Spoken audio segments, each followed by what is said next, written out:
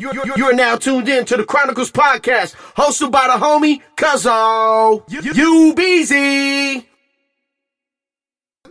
We back. What's happening? Chilling. Shit. Like to welcome everybody to the Chronicles, baby. The Chronicles. The Chronicles, not the Chronicles. No. No, not the Chronicles. Not the Chronicles. If you motherfuckers came here looking for enlightenment, please, this is not the place for you if you want that kind of enlightenment. What?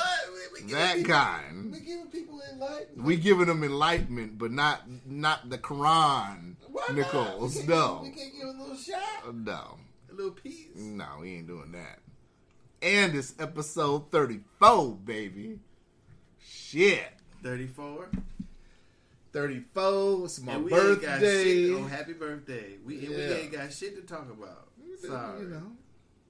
We talked about a lot of this stuff off air already. Well, you know, the biggest things, like I said, you know, Trump is going to schedule a sit-down, apparently, with Kim Jong-un.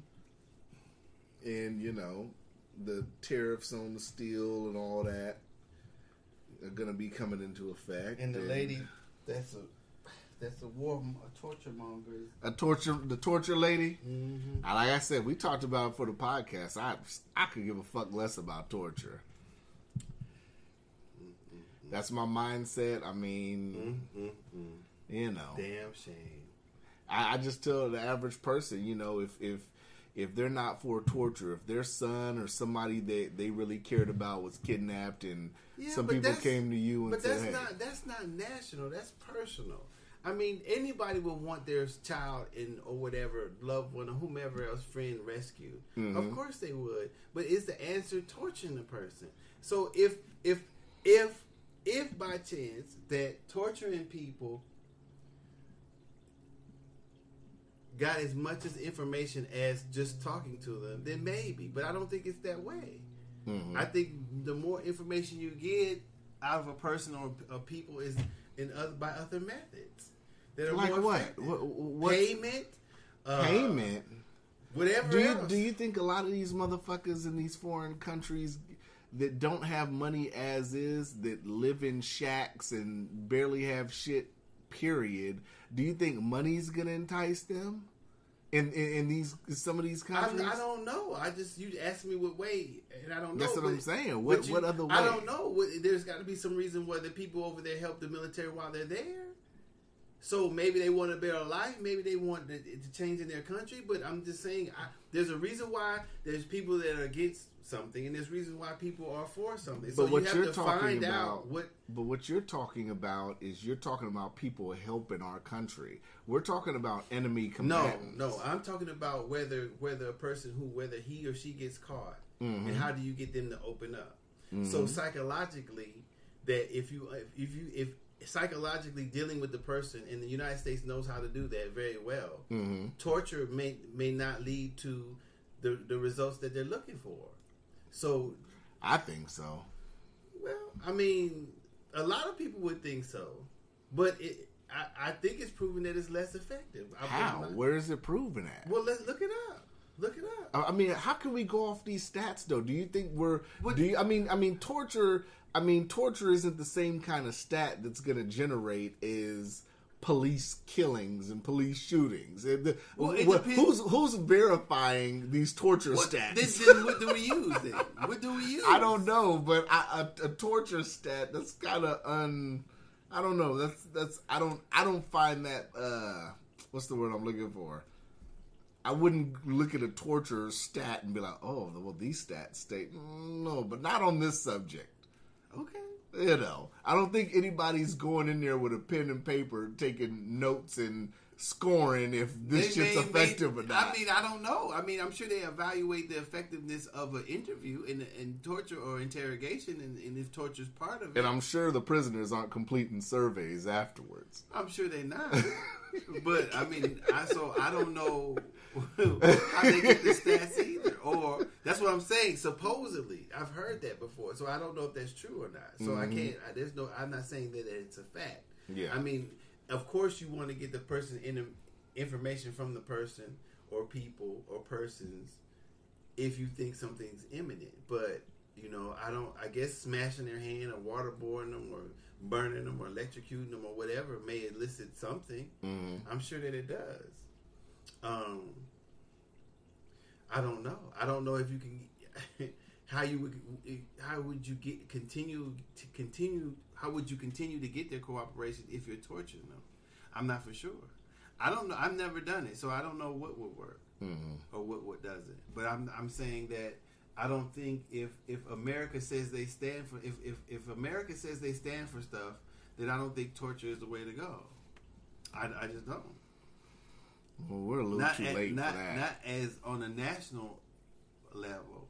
Now, if personally, yeah, if you would personally do it, then we're too late for that when it comes to America. I mean, we're the country that we don't even fight fair. Technically, if you want to call shit fair and just or whatever, we drone people. That's not even putting a man on the battlefield for a fair fight. Well, that's something. Those are two different. How are they different? Too. Well, because you're using technology. It's not, so if one person has a knife and another one has a gun, that's still an unfair fight. But what you're saying, what you just said before is you look at it like America is held to a higher standard. Right, but not in combat. Not in that particular standard. I'm saying that right. You're talking So about not moral. You just said not in combat. How's droning morals when it comes to droning? How does droning come into morals? You're talking about torture and morals, right? Mm-hmm. Droning person, you're not even on the battlefield. So what does morals have to do with droning? If you're talking from a combat standpoint, it's a guy in an office in a whole nother country pushing a button. So the guy doesn't even get a fair chance. The guy doesn't even get a fair chance to see who his killer is. Well, then he shouldn't fight the motherfucker then. He should give up. That's backwards. He should give up. That's not backwards.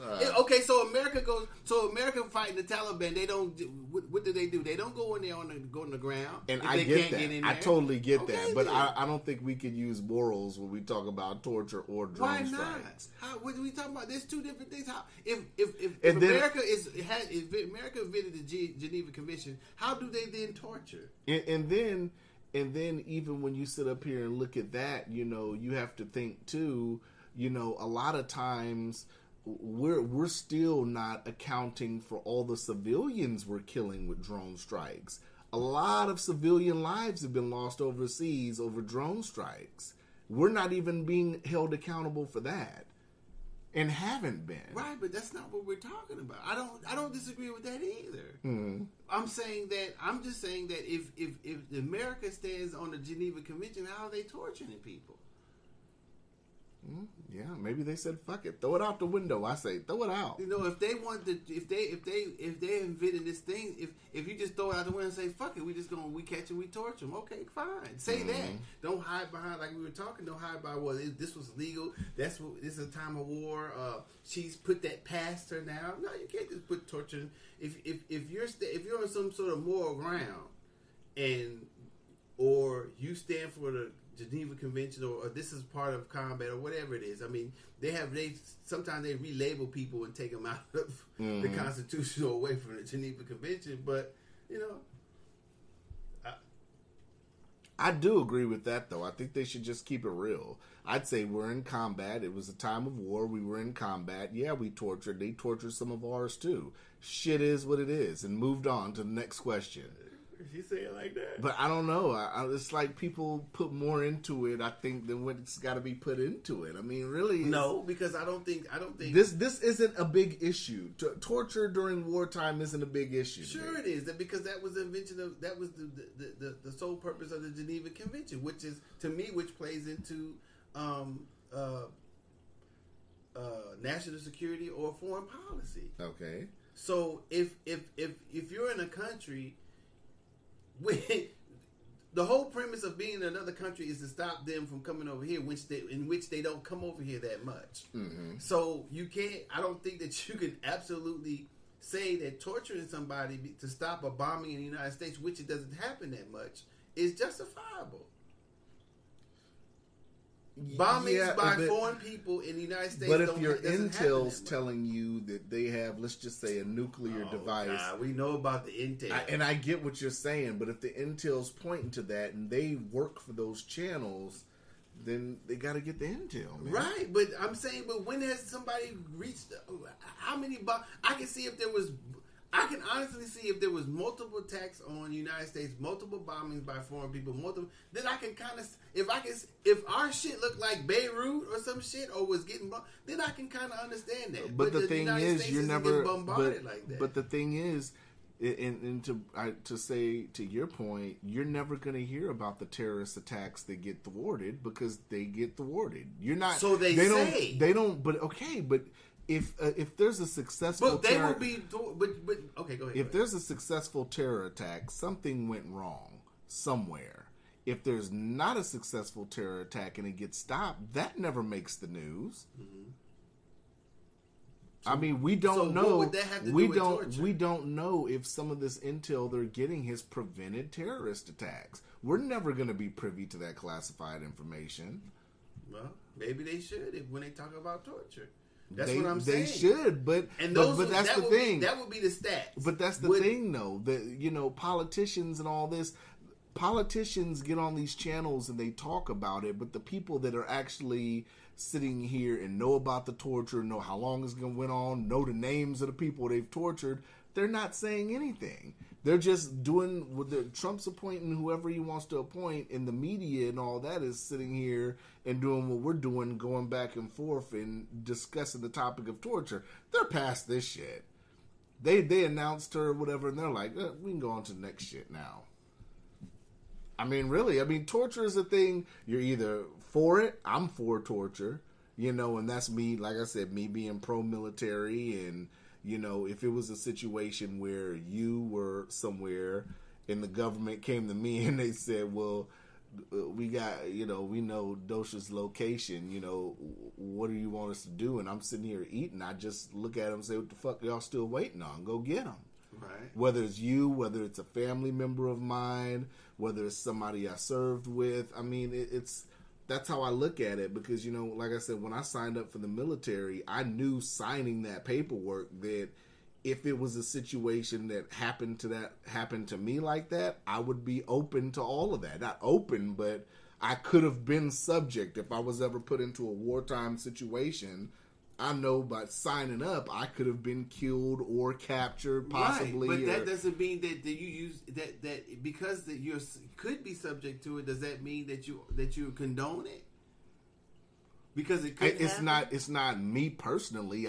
If I was in the military still and I went overseas and I got captured, I wouldn't be like, "Hey, torture me. I'm for torture." But I'd know that 9 times out of 10, these other countries are going to sit up here and torture me. They're not going to play by the same rules that we go by. And like I said, the perfect example of that is the civilian in North Korea, the guy that died, what was it, summer last year, fall last year? The dude they got back from North Korea for stealing the poster or whatever. That dude, they did that dude dirty. That dude came back, he didn't even make it a week. Was it a week? Where he came back and died after a week, his body just couldn't hold up. Mm. So it's like, I don't know. It's a slippery slope with torture. I'm for it because, hey, if you got to get a motherfucker to talk, you got to get a motherfucker to talk. And if it was one of y'all, if it was you or a family member, whatever, I'd be like, man, y'all do what y'all got to do. Why are y'all still even asking me? Y'all should have been going to work, right?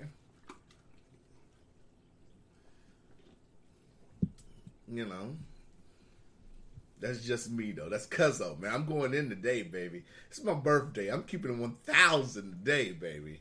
1,000.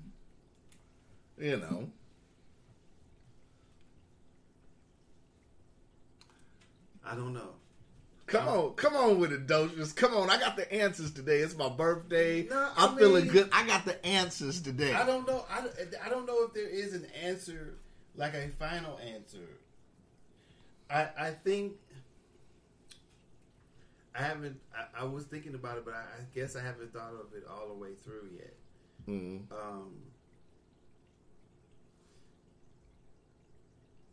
Like I said, I think that America, or the United States government, I should say,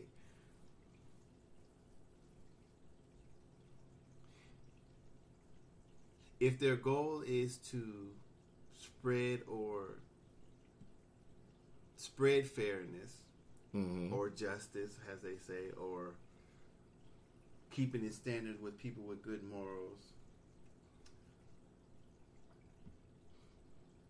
I mean, maybe morals not what I want to really say, but I'm saying the image of the United States as projected outside of the United States to people who don't know the United States or people who don't know Americans. I don't think torture should be a policy. I don't think that torture is needed.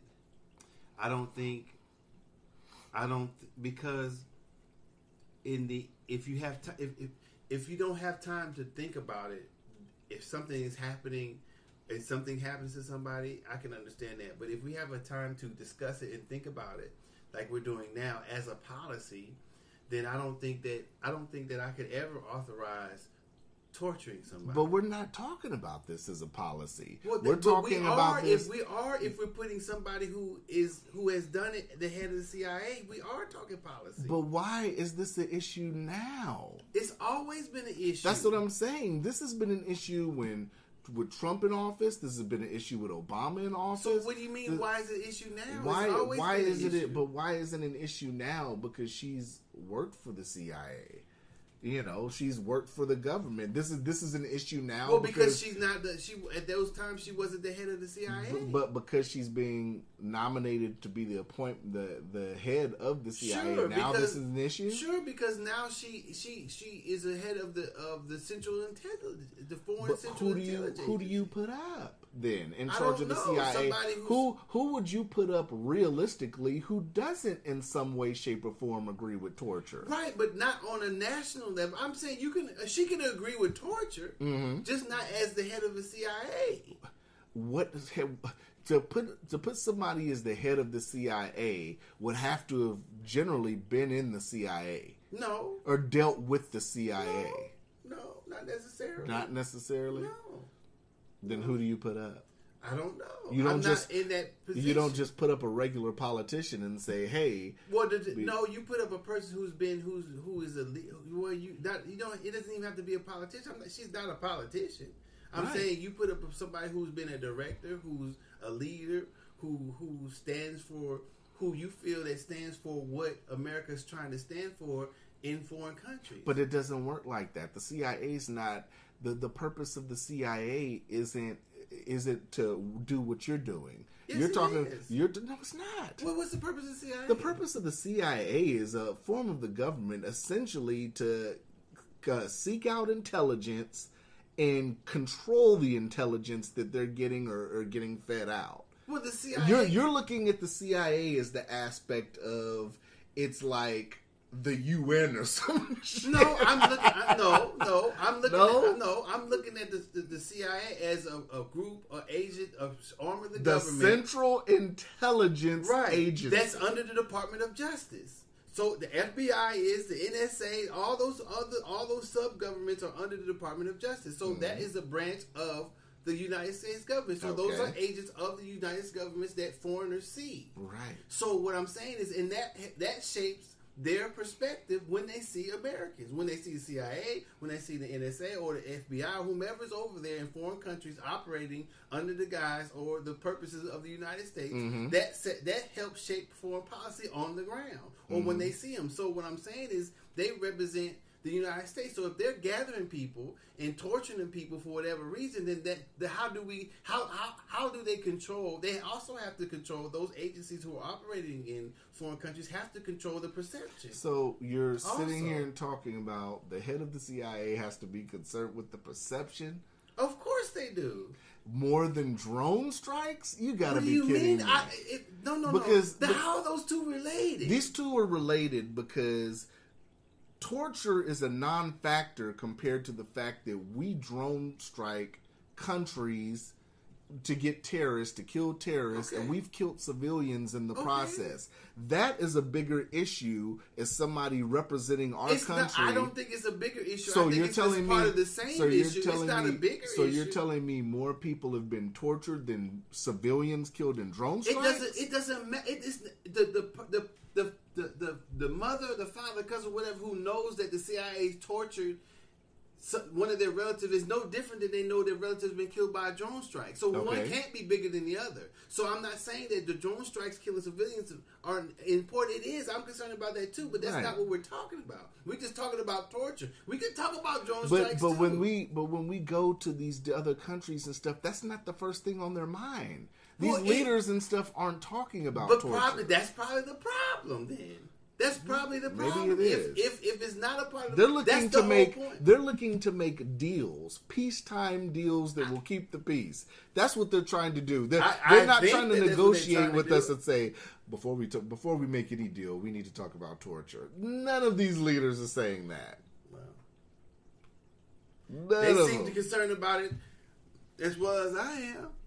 I mean, you're concerned about this. I won't lose a wink of sleep tonight over torture. All right. I'm not saying I will either, but I'm just saying that as part of as part of a conversation about policy, if somebody should have a voice about it. I mean, I think people are talking about it. I don't think if she can't sit there and admit and explain what she was doing, and the guy who was talking for her was just saying words. Well, I think she's past that. How's the bitch past it? She ain't never got tortured. But we can't sit up here and have two opinions. You're either for it or against it. Well, I don't think you can't say personally. You have to. You have to, because you can't be. What goes on in your house is not going to be the same thing that goes on in politics. That's muddying the water, though. No, it's. But that's the way it is because you have people running the government. You can't say I care so much about these people as total stranger, but then if it's your relative or someone that you know and you love and care about, say do whatever you got to do. I mean that doesn't add up. But that's honest. That's honest, but it's not realistic. It has to be realistic because that's what the topic. That's how you see it. That's having a bias. Everybody has biases, right? Exactly. But admitting biases. So really, all those people are pro-torture. I can't decide if they're pro-torture. I can't say that. I'm asking you if it was your son, per se, that was in the military, and this was your son, and they came and asked you, "We got to do what you got to do." You said that you would tell them, "Yeah." I might. I don't know. You would. Let's keep it 1,000. I don't know. I can't keep it 1,000. This is my birthday today. I'm getting a yes or no out of you. We keep it 1,000 today. They come, they say, "Yo, they got your son. We have a guy who knows where he is. Okay. He's located somewhere in Afghanistan, and I think we can pinpoint exactly where he is. Okay, go and get him. But it's not that simple. We got this guy, and we got to extract information, and we got to do what we got to do to get that information."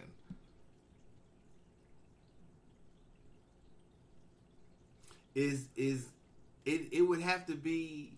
They would have to be. I'd have to know more about. I couldn't. It ain't no more. We have a guy. Your son's somewhere in Afghanistan. We have a guy who can possibly pinpoint. If it were my decision and I was running the policy as a head of the CIA, no. Or just personally, do not change it. Just answer the question. I can't answer it. I can't answer it flat. They say we're pretty sure if we get this guy to talk, we can pinpoint where your son is. Wait, listen. Okay. So, but you're not talking to me as a civilian. You're talking to me as I'm running something. You're talking to me that, am I running something, or that I'm just in my home and my son's been captured? You're in your home. Okay. And the CIA comes to me. Yes. That's more likely. Okay, I'm going to go with the scenario. You have a parent. You're the parent of a child that serves this country and has been captured. Mm-hmm. And they come to you and say that. I would say, get the person. No, we got him. Okay. We've been sitting on him for a few days now. Why? But we're coming, you haven't been interrogating? We're coming.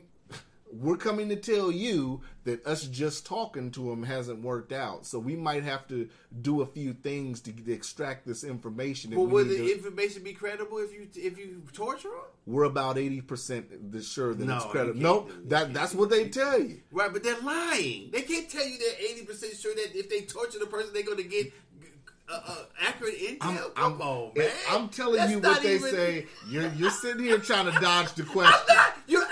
You're making scenario to fit. No, I'm trying not. to make me answer the question. No, I'm not. If they say we're 80% sure of the intel, how can they not be? Because they don't even have the intel yet. How can you be 80% sure the intel is accurate if they don't have the intel? If they have the intel on who he is and who he's connected to, that does not mean he knows anything. What if they're telling you that we're pretty sure they will be lying? That's what they would be doing. They would be lying. But okay, I'm gonna go along with this scenario. Okay. I don't know. Just thinking about it. You're trying so hard not to say yes. No, I'm trying so hard to give an answer because if I say yes, but that's on a personal level. If you say yes, you're proving my point. That's what. No, if I say yes, I'm proving that there's two different levels. Because yes, I just say I would say yes. Yes. No, I want you to say it. Yes. Okay. Okay, I've said it. But now do it as a director of the CIA. That's two different things. No matter if they catch my son, I know that if it's a male or female, somebody's wife or somebody, whomever they've caught, that's somebody's relative. On the human aspect, looking at a policy, I can't condone that because I'm the head of the CIA. But you're thinking too hard in combat times, though. You're worried about an enemy of combat's family. We can't. I don't think that you can override that because we're in combat. Because in the end, that's all that there is. Yeah. There's not going to always be conflict. So at the end of the conflict, at the end of the war, at the end of whatever thing we're going through, whatever country, that's all that's left are people's relatives, dead or alive. So that has to me, as a leader, not as somebody sitting in their house, but as a leader, those things have to be thought of. Okay. All right, Docious. I mean, when you lead, when as a leader of your household, you have to think about many things. This not yourself, right? Of course, that's in the military. That's in the household, right? That's the duality of an individual that has a personal or a national opinion. Mm-hmm. That's what I'm saying. You have to have both because one can't spill over. You can't run your house as though you were the CIA, right? Or vice versa. True. That's what I'm saying. So you have to have two. So what is your stance? Let's get back to the point. What are you saying? You're saying you don't want this woman because she's pro-torture. I'm saying that she should be, if there's any accountability, there should be some accountability. Well, there's no accountability. Well, there's never been any accountability. Okay. Never. Well, okay. Well, I don't know. I don't know what I want. I mean, we do talking more. Talking it out, I was kind of upset, but talking it out now on torture. On the podcast, torture is like, I mean, we do so much. Like I said, drone striking. We put nations on. Why don't we? We put nations on terror. Once we put nations on hotbed lists, well, then I'm saying that already fucks up negotiations. Then why don't we torture? Why don't the police beat people like they used to? Why don't the people who get arrested get beaten on the street for information? Why don't we just, if it's effective, why don't we do it for everything? You think, but that's not the way the CIA works. I'm just saying, if people are pro-torture, then if you run a stop sign, let's whoop their ass. If you get caught selling drugs or they need some information, you won't talk. That's different. Come on, that's not different. Torture that is like, not different. Torture's like a cartel member sits up here. It doesn't have to be. You're picking the worst to justify the torture. You're picking different scenarios. And right, you're picking the other end as enemy combatant, as a drug cartel. I'm picking the light things as if a person won't tell you if they have a license or not. But that's not torture. Do you have your license? Or you don't have your license? Blah! That is torture. That is torture. You want something out of somebody, they won't tell you. That's what you're torturing for. That's what you're hitting them for. That's right? assault. That's not torture. That's what torture is. Torture. That's what torture I think you need to look up the definition of torture.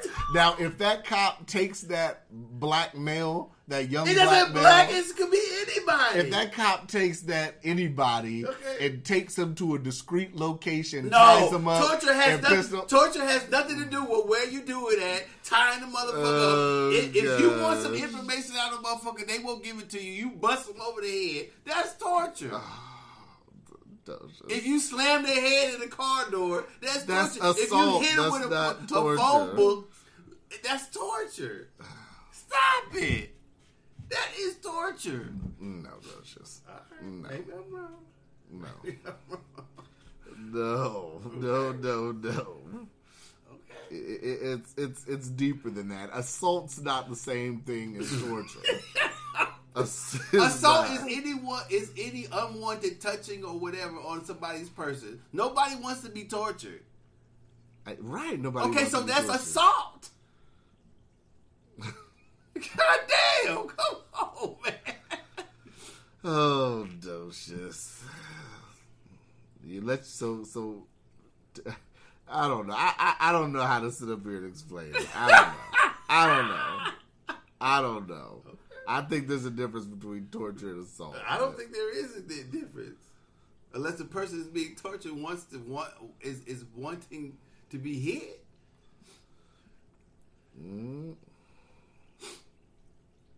I don't know, man. We're gonna agree to disagree. Okay, on I'm torture. just saying, if you take it with the light you shit. could get hit walking on your way to goddamn cars. That's not torture. If they ask you a question and you don't want to answer, they bust you upside your head. That's torture. Well, to get the information out of you, that's the same. All right. I guess it's torture. I guess. I just think it's you getting your motherfucking head bust, but that's not. Okay. Like I said, maybe I watch too many movies or something, but torture to me is you in somewhere and you're not allowed to leave, and you're tied up or you're restrained, and then you're getting your ass whooped. Well, that's usually what the definition of it. Right. But I'm saying the okay. Like perfect example. Rodney King, you could say that's torture. Why? He wasn't tied up. He was in a secure location. Well, he wasn't a secure location. How? He's on the He's on the sidewalk in front of his Yugo. He was surrounded by white cops. He couldn't get away. He couldn't get away. He was right there. He couldn't get away. He had cops all around him. But he wasn't in a secure location. He wasn't tied up. If you got 6 white cops around you, hey, you're in a secure location. That was torture. That was torture. That was torture. Say even if they just hit him one time. If you surrounded by like multiple white cops and you in the middle of a circle of white cops. If a cop says, "Here's my ID, officer," he gives you ID. And he says, "Okay, where you coming from?" He said, "Officer, I don't have to talk to the police." Bam! Where the fuck you coming from? He's torturing you now because he's trying to extract information out of you. Right. I'm tracking with you now. I'm tracking. Now, if he just hits you for no reason. Just because he pulled you over, then that would be assault. I think the torturing comes in is if the person who's talking to you is trying to extract information out of you and then they're physically abusing you. That's torture. All right. I would say that's torture. All right. I think we spent too much time on this subject. Well, we didn't have any topics, so if we talk about it for an hour, we're doing good. We found something to talk about. Jeez. You and I both did come in here with jack shit. Do you think what do you think about Trump talking with Kim Jong-Un? I don't think he's going to produce anything. You don't think? No. You're not giving any credit that he's at least sitting down? But hold on. Photoshop. You're not getting... No. You're not going to give credit for him at least talking to him? No. When no other president would sit up here and talk to him? No, and that's probably the only reason why he's doing it. But that gets some kind of credit, right? Of what? A sit down? A luncheon? I'm supposed to be happy because Kim Jong-un eat kimchi or hot egg or something. Or he gives a couple of hot dogs. Hold on. If Obama would have sat down with Kim Jong-un, you would have held him as the greatest ever. Because hold on. You would have been like, he's the only president to sit down with Kim Jong-un. So now we got a president actually willing, who didn't turn a blind eye, who sat up here to address this shit. Now it's a blind eye. You can't. We can't sit up Your here. Obama haterness just came out. We need to keep it 1,000. We need to stop acting like Obama didn't know all them tests was going on. Let's keep it 1,000. How did he not know it? Did he act like he didn't see them tests going on? He act like he wasn't seeing the tests going on. How did he act like that? He didn't talk shit about it. So what? That doesn't mean he didn't act. Obama's gone. So what is your question? Back to the question. I ain't gonna let you. So back to the question. Why shouldn't he get some credit for at least being willing to sit down and talk with this man? Well, how's I understand it that Obama? No. You can't go back. I'm telling you about. I'm gonna give you why he doesn't get credit. I'm gonna say that if he did the same thing Obama's established those the injunctions or what are they called penalties when somebody sanctions against them, which he did do against North Korea, didn't he? Or against Russia? I think you're thinking about Russia. I think he did North Korea too. We can look it up, but I'm saying that just because he's going over there talking to somebody, he gets credit for what? Having a luncheon, I don't think that because he's talking to Kim Jong-un that it's going to change anything that he's doing in his country. So for a luncheon, what does he want credit for? So are we talking about what he's doing in his country, or we're talking about him testing nuclear weapons? Either way, I don't. If he to me, he has a right to test any type of weapons he wants to in his country. If America's afraid that they're going to be in the hands of terrorists, then they can talk to him about that.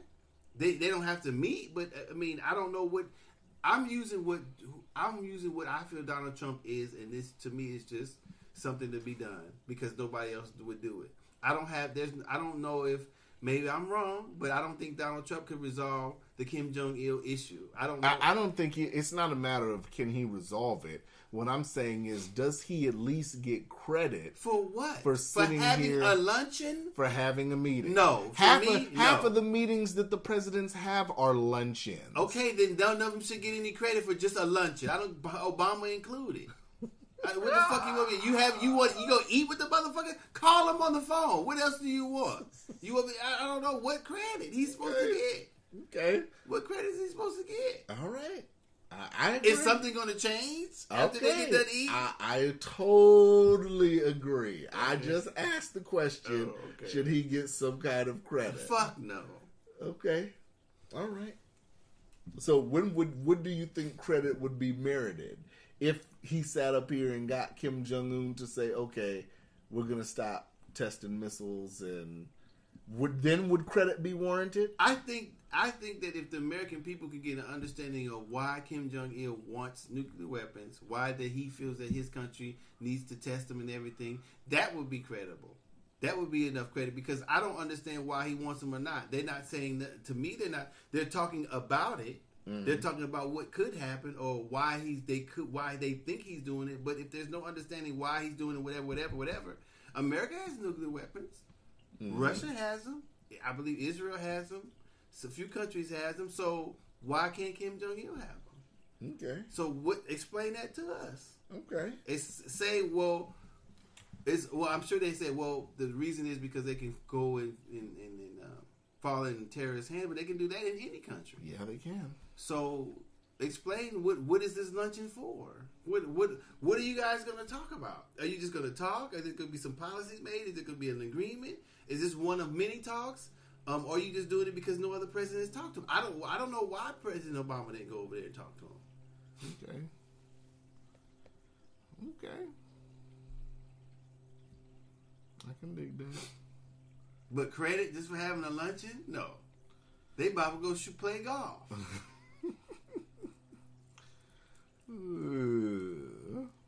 So, okay.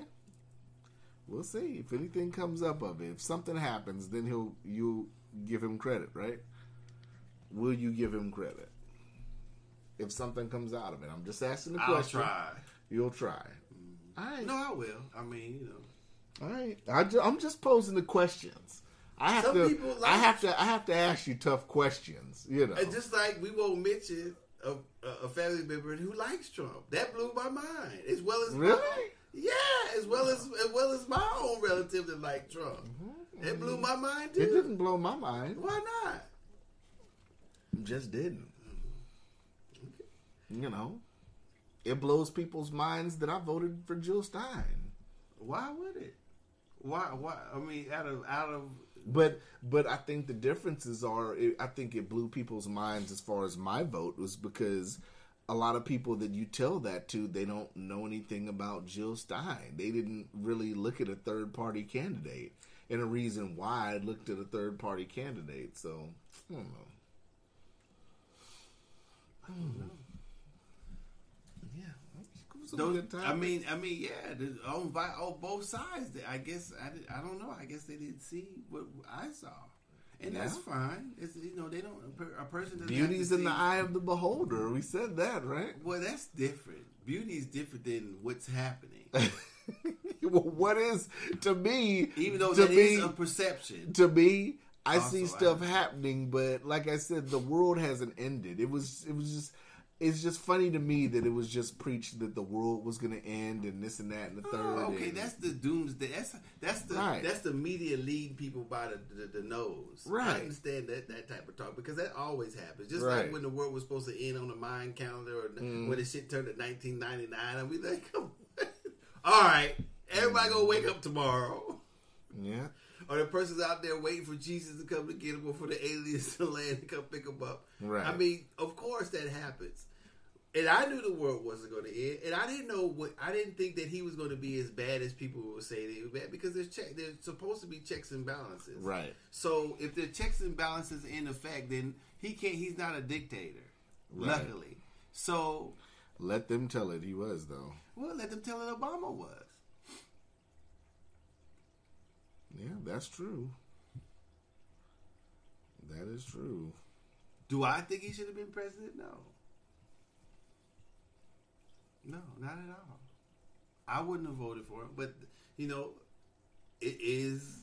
That's what happens. People vote, and whoever gets the most votes technically is the person who's voted in. So that's what we have to ride with, whether we like it or not. The president or the person elected, we have to ride with it till their term is up. Yeah. Unfortunately, we can't fire our Supreme Court justices, though. Hey. That's a lifetime appointment.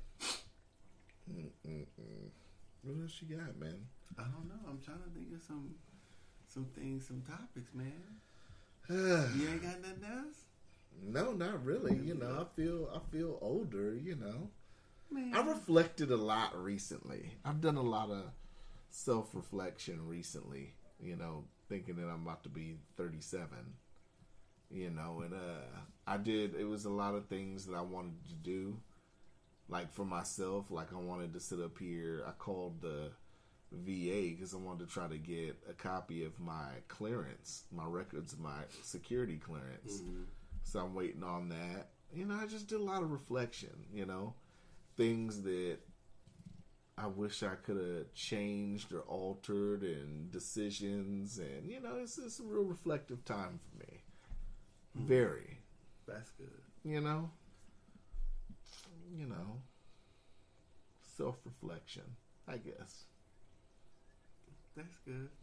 But no topics. Just self-reflection. Yeah, You can talk. It's always good to talk about self-reflection, right? You did it on your birthday, nigga. Shit, no, I did. Yeah, you did. You talked about a whole bunch of shit on your birthday. Because you asked me. Yeah. I wouldn't have if you had to ask me. It would have been another day. If you had to ask me, I wouldn't have said nothing. But that's good that you did it, though. That's cool. I texted my mom the other day and told her happy birthday. I'm still trying to. Right. Now, that's a good thing. Did she text you back? Yeah. That's cool.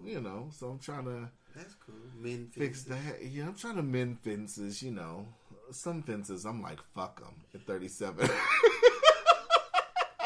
That's totally I'm going to keep it 1,000. It is, but I'm going to keep it 1,000. Some fences at 37, I'm like, fuck them. What? Really? Really. It's just, I don't know. When it comes to, I thought about, how we've been doing the podcast now for 2 years, and it's hard to believe it's been about 2 years, man. Mm-hmm. From episode 1, and I was looking at some of the pictures today from the first episode into now, and it's just been real reflective, man. That's what's up. I'm happy I did this, man. This started as an idea and it blossomed into something bigger than that. So it's been a privilege to, do this with you, and you're a part of my history now, So it's been good. I wish there was some things I wish I could have changed, though. These 37 years. I wish that I would have kept all the stuff that I had from the military so, my kids could see it. Because a lot of that stuff I can't get back. Like I had, coins from 2-star generals and, it's what stuff. happened to it? Well, when I was with one of my children's mothers, at the time, we ended up having to move out and all that. And it was a bad move out and the shit got lost with the apartment. Damn. Yeah, so. You couldn't go back and get it? No. Damn. No. So, I had stuff in there that was unreplaceable. I mean, in all honesty, I had coins from, because in the military, when they give you a coin, it's for doing something. When you get a coin from an officer or higher enlisted, it's for doing something, a task, or I had a coin from a 2-star general. I had a coin from command sergeant majors, first sergeants. I mean, it's I did a lot of stuff, and it's hard to sit up here having the ribbons and having the paperwork to show your awards and stuff is cool, but it's better to have like a display where you could have like, I got this from a 2-star general. Well, why did you? It seems like you kind of liked it. Why did you get out? Well, I got out at the time because I don't know. I was just at a path where I just felt like my time was up. I don't know how to explain it. I mean, how you just do some shit in life where maybe you with the company. Mm-hmm. Did you feel like you just be like one day and you just get deep in thought? You'd be like, this isn't where it ends, and I think that's where it came to me. I thought they were working the shit out of me, and I wasn't getting paid enough. And I thought that if I worked like this on my own, that I could reap more of the benefits than doing it for this company that I'm sick of. Mm-hmm. So maybe if you felt that way, then I totally understand that. No, but you don't necessarily have to feel that way to quit. That's not what I'm saying. Right. I understood what you're saying, that this is your time to get out. But I've never joined the military. My parents, my stepfather and my mom were. So I've been around the Air Force in particular, or lived on base, and I've traveled on fucking the C-10s and fucking hop shit that bullshit is flying. Right. That is the cheapest way to go. Cheapest way to travel. But it's the shittiest travel. For me, I went to California. I went to Cali up here for $12. Man,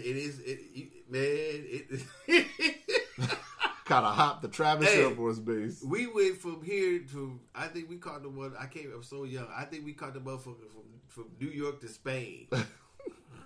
It wasn't just 4 or 5 hours. It was 18 hours, folks. When I caught my hop, though, I ain't gonna lie, I was so happy because it took me right in the 707. I was like, I'm home already. Man, you fall asleep, wake up. First, there's no recline. Mm-hmm. There's no relaxation. Mm-hmm. There's no windows. You're cargo. There's no food. You're cargo. You're not a passenger. You're cargo. You're supposed to be in a cage. Put a bowl of water and a bowl of food inside the cage with you. Because it is not. Yeah. It is not happening. The floor was cold. We got shit wrapped around our feet to try to keep the breeze off your feet. It is not happening. Yeah. Good Lord. It is loud as a motherfucker the whole time. Yeah, That's all you hear the whole flight. Them big ass itches whirring the whole fucking time. Good Lord. Yeah.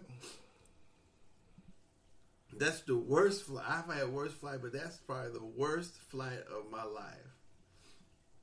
And it's nonstop. Yeah, it's nonstop. Yeah. Motherfucking stop. I took it like a G though, just to get to. Yeah, you didn't really go nowhere. Yeah, I didn't. Motherfucker took it like a G. I took it like a G. New York to Spain. Spain. You can have that shit. How many hours was that? 18 hours. No, I wouldn't have did that. I don't know. I ain't had no choice. My parents took me. Shit. I ain't had no choice in that shit. I wouldn't have did that. But yeah, you had no choice. Shit. Yeah, you know, it's a lot. Do you wish you had stayed in? Sometimes I did. Now, no. I mean, you know, but I mean, I don't know. It's like I felt like that wasn't my path, but at the same time, why? I don't know. Then when I got out, you know, I still had friends in the military. You know, I got dipped, as they called it, and blessed, and I went on a different path, man.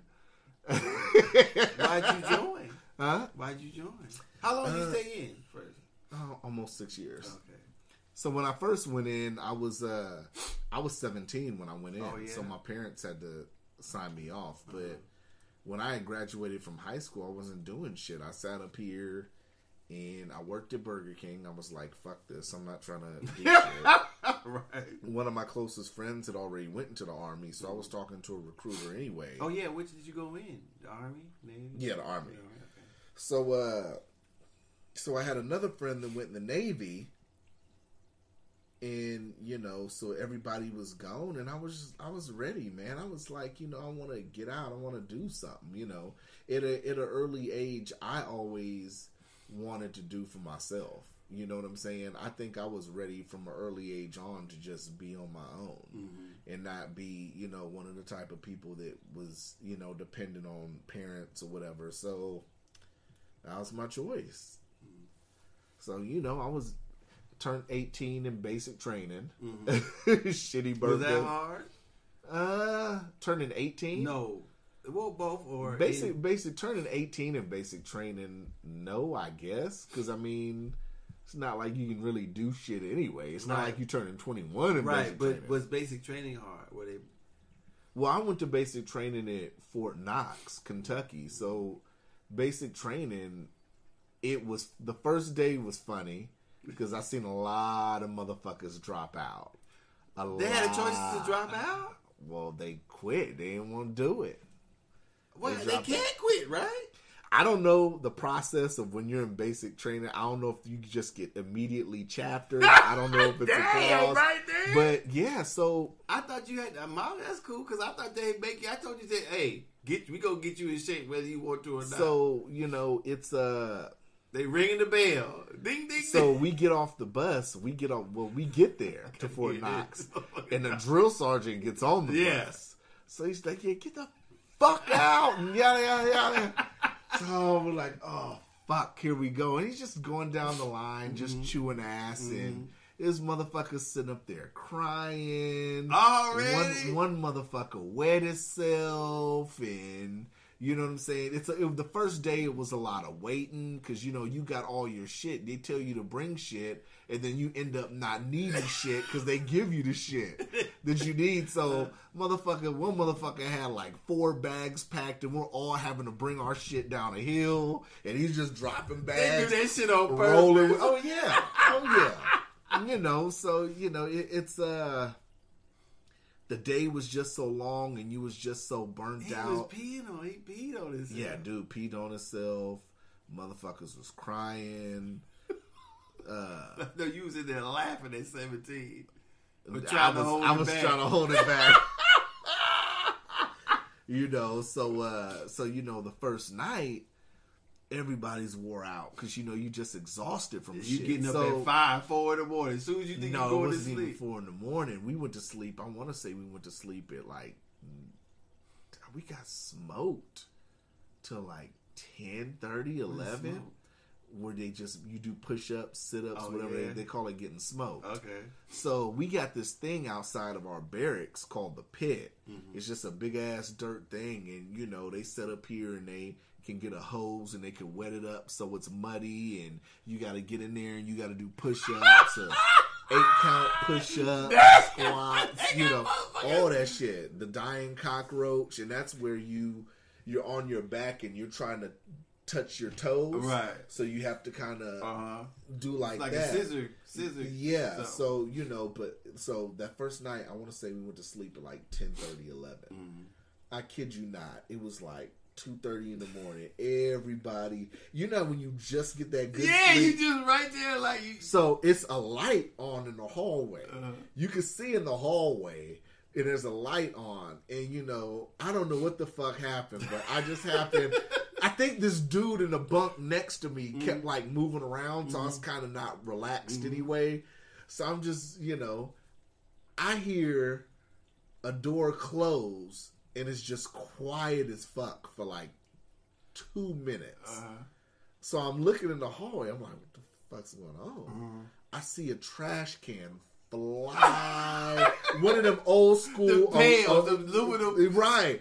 It flew across the hallway. That shit said, get the fuck up. Yada, yada. So, I kid you not. So, we had to take down our bunks. We had to take our bunks to the pit, put them together in the pit. What do you mean, make the bed in the pit? Yes. Okay. Got smoked some more. I think I'll quit. Hey! Chapter my ass. I'm ready to go. Get the bus ready. Fuck this shit. Get the bus ready. Get the bus. Warm the bus up. Oh, Start the bus, because I know I ain't the only one. It's about 6 of us that's going to get on this bus. So, yeah, man. Okay, so what happened after that? So, that's your first week. What it is they have to break you down to build you up. I guess. So everything, we just gradually, it's just, it progressed, one dude got a blanket party, and I don't know if people really know what a blanket party is, but if you see Full Metal Jacket, one dude got a blanket party because he was fucking up, and one funny thing that happened, one real funny thing was the drill sergeant, we got smoked long as fuck because this dude got caught jacking off in the bathroom.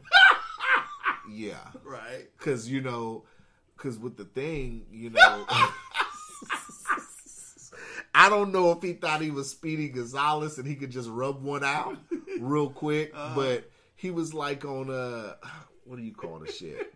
I forgot. It's not, I want to say it's called CQ, but I don't think it's called CQ in basic training. I think it's called monitor or whatever, where people rotate and keep guard while everybody sleep. So I guess he thought he could just go in there and rub one out, got caught. It wasn't during shower time. No. You could have waited until he was taking the shower. Well, no, because you shower together. Oh. Yeah.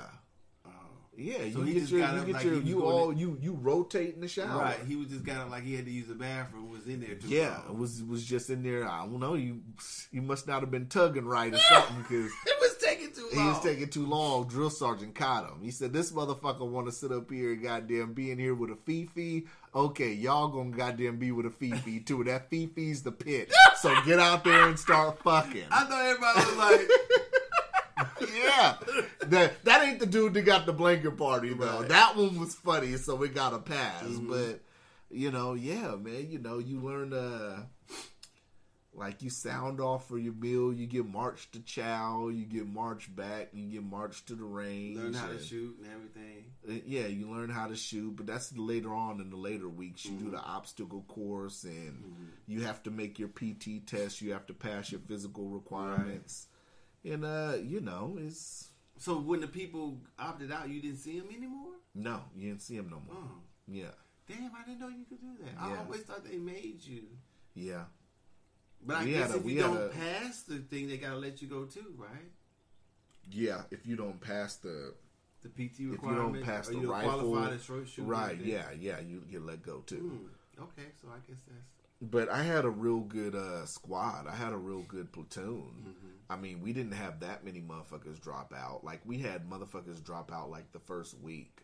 But after that, we was pretty solid. So all those people... Other than dude fucking up, I mean, we was pretty solid. So all those people that were there, they didn't stay together after you got done. Everybody went their separate ways, or right? Because depending on your MOS, because you know what your MOS is, your job going in, but then everybody goes to basic training because that's the requirement. Right.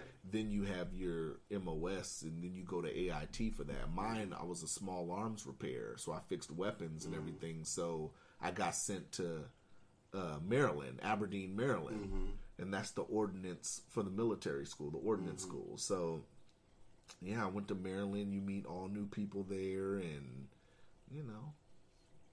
then from there I came here. It seems that's cool. I came here in August 1999. That seems cool. Damn, I was already in prison. Yeah, and I went to Fairbanks first too, because originally I was sent to Fairbanks. But I don't know if there was a mess up in the paperwork. I was in Fairbanks for 3 days. I was like bored in Fairbanks. I was sitting here going to strip clubs and shit. I didn't know what the fuck to do. Right. I was small back then. I was in like an empty ass room because when I got here, they didn't know what to do with me. I didn't have my unit yet or anything. They were like, "Well, we gotta figure something out." And then they finally got my shit. I'd say like 2, maybe 3 days. And they're like, "No, you're going to Anchorage." I'm like, "Well, is that any different?" And they were like, "Hell yeah, I'd want to go to Anchorage." Because it ain't shit. You like, woo! I was like, okay, yeah, cool. So, so I came to Anchorage and, yeah, it was cool. I had a good company. 98th Maintenance, man. That's cool. Yeah. So, So did you do the small arms thing the whole time you were in? Yeah. It came to a point where I was, I started doing less of the maintenance and more of the paperwork because I was just so good at the paperwork. I was briefing sergeant majors. And what's the paperwork? Because when weapons get fixed, you have to put them in job statuses, and you have to keep the records and the quantities, what's wrong with them, and everything. So I was briefing captains. I was briefing a general at one point. Hence the coin. That came later on, though. But, I mean, you brief different companies on base at Fort Rich at the time because they were separate. Right. J-Bear wasn't one. You brief them on what the status is, what the weapons are looking like, and shit like that. And, it came to a point I would give... I gave company classes before on weapons maintenance and... helped to run ranges. I don't know if you've drove past Fort Rich, but there's a range. If me and you ever drive past there for any reason, I'll show you where the range is. We used to go there. I used to help with that, and So what would be the career path for that, or the highest you could go in that? Now, when I first got out the military, I wanted to do weapons maintenance as a civilian. I remember you telling me you wanted to start a store, ammunition place. But as, on base as a civilian, they have like 1 slot or 2 slots, and they were already filled. Right. So I couldn't have did the government civilian route. Right. So which you would have got paid for. I would have got paid if I would have got I know that's right. So... I wanted to sit up here and, what was I going to say? I wanted to sit up here. I lost my train of thought. Where was I at? I asked you about the career in it. So I wanted to get out and I wanted to do small arms maintenance still, just at like local gun shops and shit. But at the time, they told me, coming out with an honorable discharge, everything... that at the time they didn't have positions. They had apprenticeships. So I would have had to have been an apprentice. Right. Even though I got military experience, I would have had to start up at the bottom. I'm like, and at the time I was like, fuck that. I'm not trying to be an apprentice, and either get paid little or fuck around and not be paid at all being an apprentice. Well, see that, and that's where I think that the military fails between civilian and enlisted, because they should have some sort of, your local areas, it should be some sort of transitional thing. Say if you had to be certified in Alaska, they should have allowed you to go to the certification place, right, and see what transferred from the military to the certification, and then gave you a test, and then you could have went out and you could have just did it online. You could have said, I'm a certified small arm technician, and I can clean your gun, fix your gun, or whatever. Right. And I don't know if Alaska, you might have still could have done that unless Alaska required you to have a license. Right. But if they did, they should have told you that or at least pointed you in the direction and say, well, you can go over here instead of being an apprentice. Because like you said, some apprenticeships are paid, but they're not paid if you have a family. It's not military paid. They're not paying your housing. They're not paying for your food. They're not, you can't shop at the BX. You know what I'm saying? You hit. Well, as with the civilian, you can. With the civilian, you can. Right, but I'm saying if you're fully out and you're not in it no more, right, you can't. Yeah, so it's that's cool. But like I said, I've gotten to do so many things though, and it's like I wish I would have had. So what's your proof of it? So you're just gonna do what you're doing now? What's the future hold? You think? I don't know. You don't know? Like I said, we get there. Staying in the military though. Like it was things that I got to do that a lot of people didn't get to do. Mm-hmm. Like, I traveled, one time I traveled with the E7 to Seattle for war games, and we did war games exercises, and I had a friend that was stationed at Fort Lewis, and that's where the training was. So we linked up, and one of my friends I went to high school with, and, I got to go down there and do training with them, and at one time, I was a driver for the sergeant major. Mm-hmm. I ended up being a driver, and I would go pick them up from the airport when they come back from their flights and take them to the airport on flights, be their driver when they go out to the field and check on different companies when they're doing field exercises. Like, it's a lot of cool shit that can't too many motherfuckers say they could do. And some of that, was, motherfuckers looking out for me, trying to give me different looks in the military, give me different positions, and it's grateful. I'm grateful for the opportunities that I had in there. Can't too many motherfuckers say this. It's a few other things too, but I keep those under wraps. But, right? I get into that more if I can get this paperwork, some of my military records. I'd love to get a hold of them. So I could really delve into it. But, after that, I got out and, I chose to stay up here because, I didn't want to go back to Cali at the time. It's like, why bother with, job opportunities and stuff. It was job opportunities up here. So I decided to stay up here. You dig?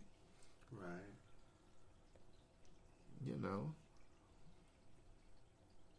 I can't complain. Okay, that's but cool. What does the future hold? I don't know. I mean, I'm gonna keep getting at these motherfuckers for interviews, and we're building a fan base. We got great numbers. So this is my passion now. Oh yeah, this is my passion. Doing this with you, brother. This is my passion. I think you full of shit with some of the shit you be saying. Like with the alien shit and, but I love you, man. I enjoy doing this with you, man. Me too, man. That's real shit. That's the only thing I disagree with you on. I don't agree with you on torture neither, but torture and aliens, but everything else we agree on. You dig?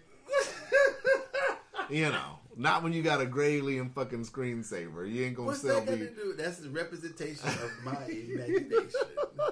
But other than that, man, this is my passion. This really is, I mean, I would like to, I get asked all the time, why don't I get into radio? But, radio is, I'd like to get into radio, but radio isn't overall, to me, radio's filtered too much now.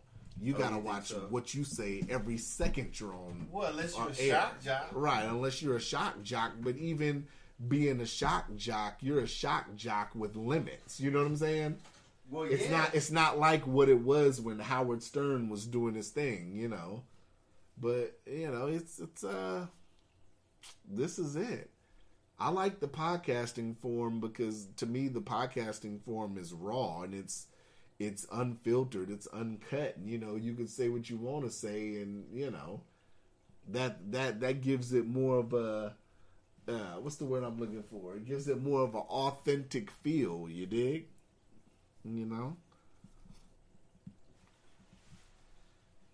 Right. People want a good.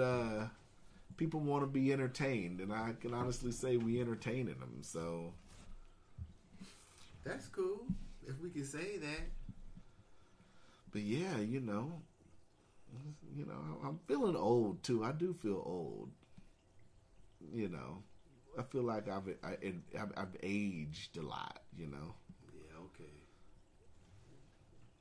You know, it's so many stories. We're gonna get to the stories over. I got stories I could spread over podcast episodes. So you know, it'll get good. Right. Yeah, man. It's just been a great road, man. I gotta shout out my boy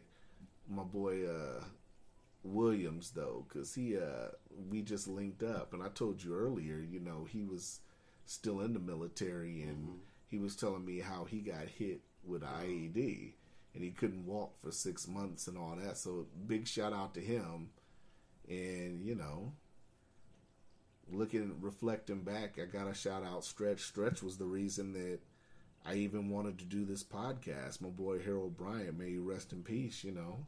He was the one like, man, you can rap and shit, but I want you to use your voice for something else, you know. So I gotta credit him for that. I gotta credit my boy Daryl, you know.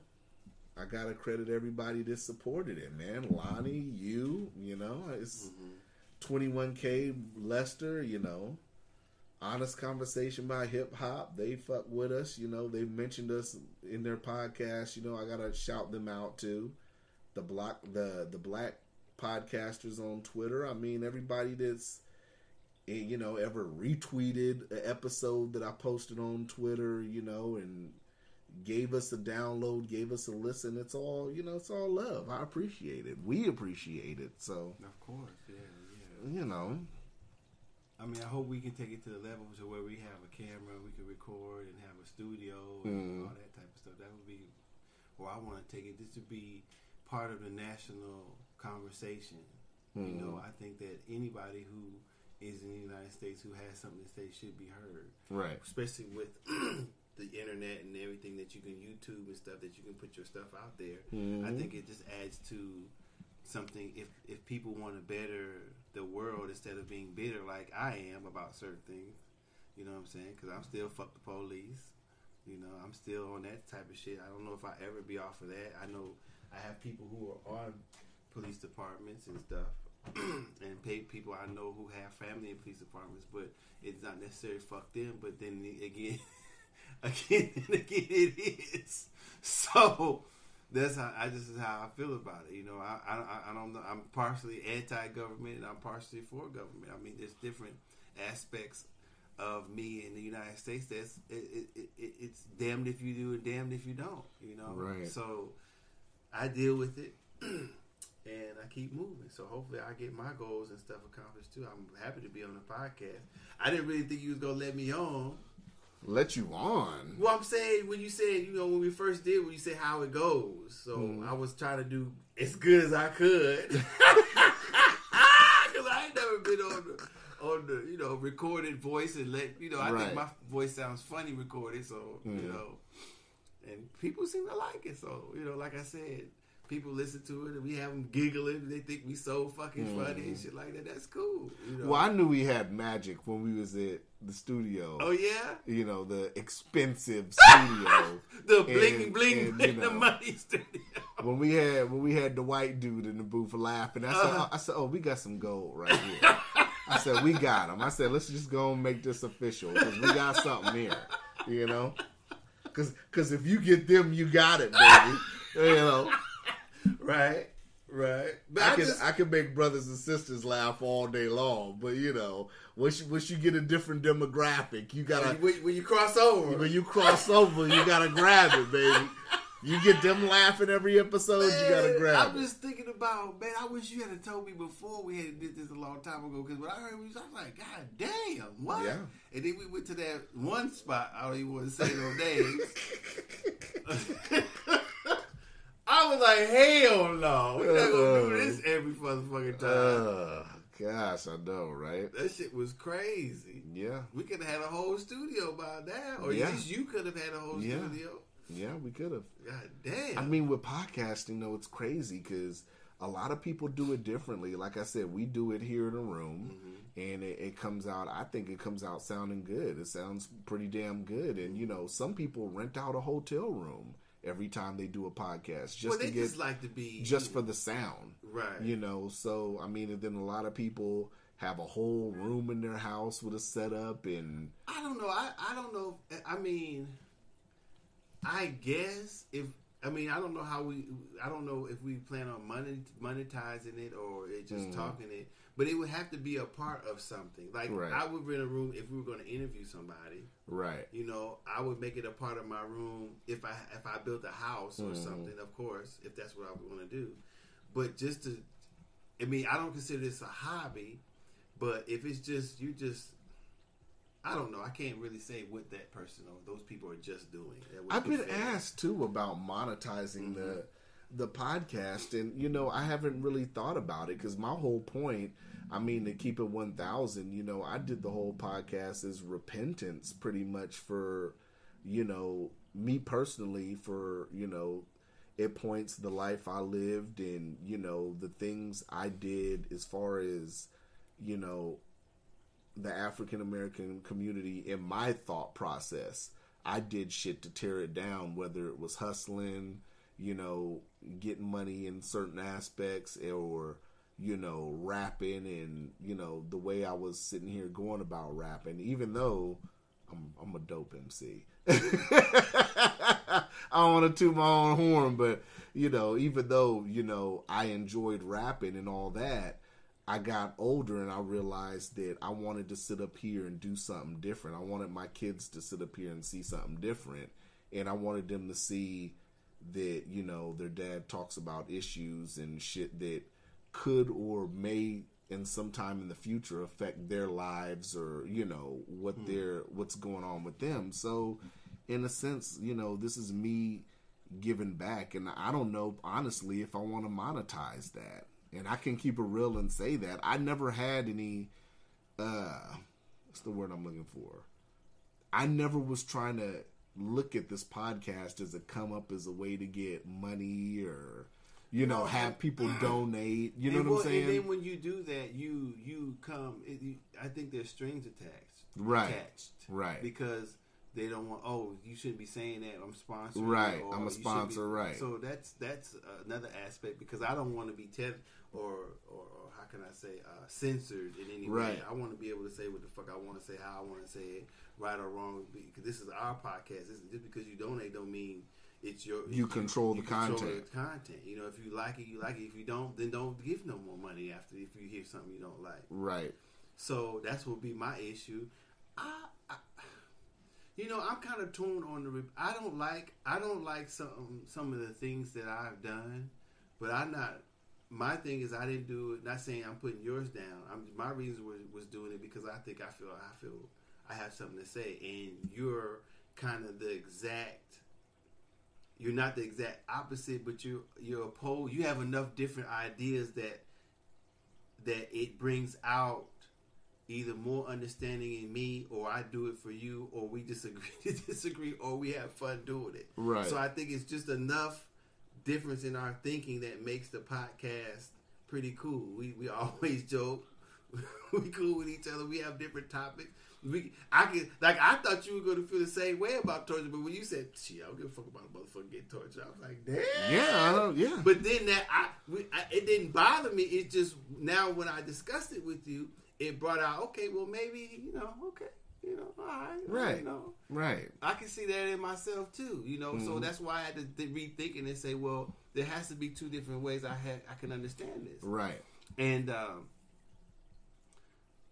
that's it. I like it. It's definitely stress relieving, you know. Yeah, it definitely gives us, for the amount of people listening to us, it definitely puts our voice in people's minds. And I think that we don't agree on everything. I think that makes for better conversation, honestly. Well, that's what I'm saying. Our ideas or our opinions are just different enough to where we can have a conversation on both sides. Or at least I think that if we can also both talk on the opposite side of our opinions. Right. So when your person can do that, then it's not one-sided. You know what I'm saying? I'm not going to sit here and say that I can't change my mind right now. You know, and that's what I try to stay open to, because I'm not always right and I'm not always wrong. So, and I'm still learning things. This shit I don't know. So if talking to someone or anyone opens my mind or gives me more understanding, then I have to change it. Right. Because if I feel that I'm intellectual and somebody else is also, then if their sense makes a little more sense than my sense, I have to say, Right. You know what I'm saying? Right. So Right. that's what it is for me. I like talking. You know, I like saying what I have to say about certain topics because you can't talk to the TV. Nobody's listening to you. Right. You can't say, motherfucker, you shouldn't be doing that, motherfucker. And I say what really impacted me was, I have to keep going back, was like, I think I said on air, was that seeing Philando Castile get shot. You know, it was kind of just a sideshow until I really, I mean, it wasn't because, I'm from Oakland, so that's got a whole history of. Right. But it was something that you get desensitized to because of where you're from, because you see it all the time. You know the police been whooping people ass. You know the police been setting people up. You know the motherfuckers sell drugs. Motherfucker get shot. Motherfucker running for the police. Motherfucker get killed. You already know all that. So when you see it, you already know it's been happening. Right. But then when you see it like that and in the social media, and that shit just affected me. I mean, he just... It not that he was the only one. It was just when I saw that particular one, I don't know what it was about it, man. It was just he was laying there, he was still alive, he was moaning, he was screaming, you can see the blood on his shirt. Yeah. And you just know this motherfucker just shot him. Right. Yeah. You know, and that for me, just like, man, I have to start saying something, you know, or having my opinion, however small it is. And it's, I don't know, man. Just like I don't know, I ain't gonna say it on air. Something happened and it involved the police, and they fucked up the dude's shit, and they just walked away. Motherfucker can't close the door. Motherfucker doorknob fucked up. Door did it. And they talk about you go get a tort claim. I'd have been cussing them whole ass motherfuckers out, man. What the fuck? All that money you be seizing and shit, y'all should run around with petty cash. And when you don't arrest a motherfucker, you should throw a motherfucker some ducats. Throw him some ducats. Yeah, this is going to be about $2,000. Get in that petty cash where you buy them bullets and vests and them armor cars and all that shit. You pay the overtime. Drop that shit off. I ain't filed no paperwork. Y'all did this shit here. Yeah. I can't close my fucking front door. Talk about that motherfucker ain't me. They got so much technology, but when they print out a piece of paper, try to ID somebody, why don't they buy a photo printer and print that shit out on photo paperwork in color so they can actually see if this motherfucker looks like who they fuck they looking for? You think? Why is it always on a grainy piece of folded up paper that they keep in their pockets? That's on an ink, like a 1990 inkjet printer. Oh yeah, that looks like you. No, motherfucker. That is not me. That dude did not look like this other dude that they were looking for. They said he looked close enough. Man, fuck that shit. Right? He looked close enough. Yeah, if you print a black man in black and white. If I shave like you and you printed me on a black and white piece of paper, would we look alike? Of course. I think so. Yeah. To them. Hey, Michelle Obama looks like Diana Ross. Man, you old. She does. If it's a painting, you know. Well, that was her rendition or whatever. Like we said, they just gonna take us both until we sort this shit out. I know she had to think, what the fuck? This bitch don't look like me. You know. But like, hold up. We ain't gonna unveil this shit, right? We gonna get another motherfucker. We'll see after that which one I want. Yeah, let's do that. Can't be. Let's get 3-4 painters and let me pick the best of the four. That can't be me in my library for the rest of my life looking like that. That can't. No, I got a little G. They say I got a little G. That ain't G enough for me. We gonna scrap this one. That's not gonna be the portrait of me in this library for the rest of however America lasts. I'm not gonna look like that for eternity. No, we had to pay get somebody else in here. Oh man, that's what I'd have been thinking. Yeah, that shit's crazy, man. I don't know. Maybe I should have joined the military. I don't know how to done it in the military. I think now, I don't think I'd have made it through. If I'm feeling the way I'm feeling now, I wouldn't have made it through basic training. If I'd have went in right now, I wouldn't have made it. I'm glad I went in at 17. Well, yeah, you were a little bit when I was young and durable and. Hell no, I'm not built for I mean, I'm not ready for it now. It ain't gonna take. It's gonna take me longer than 8. What is it? 8 weeks? 8 and 9. Nah, it's gonna take me longer than 9 weeks to get ready. I'm not built for fucking motherfucker. Look, 15-mile road marches. Motherfucker has a 15-mile road march right now. Motherfucker trying to wake me up at 2 o'clock in the morning. I'll be like this. No, you better call the motherfucking MPs. Because if you bring if you wake me up, what motherfucker? I'd be in a bathtub filled to the brim with Epsom salt, okay? Soaking for about a week. I can't move. I can't move for about a week. I'd be up in the tub for about a week. After one of the road marches. Motherfucker trying to wake me up at 2 o'clock in the morning after a 15-mile hike. Hey, just transfer me to the brig. Yeah. Just go transfer me to the motherfucking to the jail. Cause I need to rest. So whenever y'all want to take me to court, I'll be in the jail resting. Yeah. I'm gonna lay my ass down. I'm tired. So ain't no way I can make it either. Like you said, you joined when you supposed to. You know. I'm just glad you didn't have to go to war or nothing. Yeah, me Missed too. that. Me too. I wonder what that would have been like for you. What you think? I don't know. I mean, having to kill somebody or be shot at?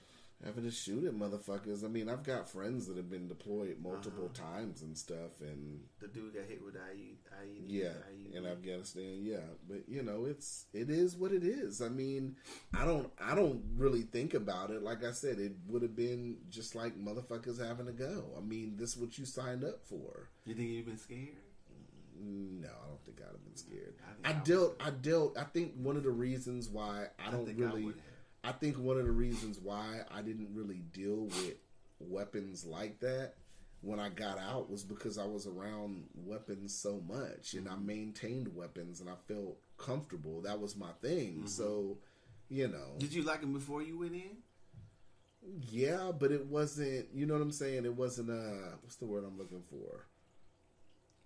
I guess when you just, or when you've had one or you've been around one, it's not the same as working with it every day. Like when a mechanic likes working on cars, like me, it's different from when seeing a car before or after he's a mechanic. You know, it's you like dealing with the car, so you like being. You know. My joy is I get out of it is fixing it, is finding the problem. No, my first joy is diagnosing the problem before you know what it is, finding out what the problem, then fixing it, then seeing it run, right? Do what it's supposed to do after you fix it. That's what I find. But I don't know though. I mean, I think it may not be the same thing as gunsmithing. I think it was bigger than that too, because like I said, a part of me, I kind of like teaching. I kind of liked, like people, like it was a section of like 3 of us and nobody liked to talk, and I was like, fuck it, I'll do it. You know, having to sit up here and talk in front of like 30, 40 motherfuckers. You know, it's I don't know if you call it liking public speaking, I guess, but you know, because I'm not kind of comfortable. I'll do it, but I'm not. Totally comfortable. I mean, I'm not 100%. I could never done. I've never. Really I'm not 100% doing it, but you know, I can turn the swag on. You know, if I need to. So you know, I guess maybe part of it's that. I don't know. I haven't really thought about it like that, but you know, Then you know, I got out and you know. Got into some hustling activities, and, you know. Nothing wrong with that. You know, shit. That's what fucked my shit up. You know, you do what you gotta. You feel you have to. Yeah. Yeah, man, that's about it. I don't got nothing else, baby. It's been like an hour and some change. Man, it's been 30 minutes. Bullshit. I know that's bullshit because we talked about torture for about 40 minutes. Yeah, it's been an hour and a half. Yeah, so you know, this is I Am Cuzzo, man, and this is the Chronicles, baby. The Chronicles. Docious and Cuzzo. We out. Yeah, you know, we out this bitch. Episode 34. It's my birthday, bitch. Happy birthday. I'm Rick J. I'm Rick J. Holla.